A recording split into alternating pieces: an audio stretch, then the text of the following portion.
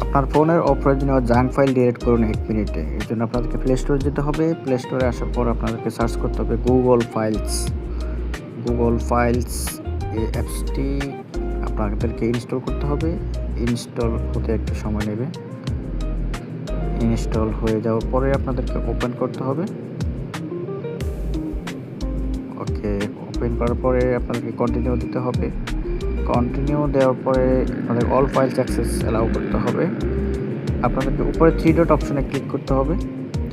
এখানে একটি অপশন পেয়ে যাবেন ক্লিনে ট্যাপ করতে হবে। ক্লিনে ট্যাপ করার পর আপনারা পেয়ে যাবেন জাঙ্ক ফাইলস ক্লিন। এই অপশনে ট্যাপ করবেন।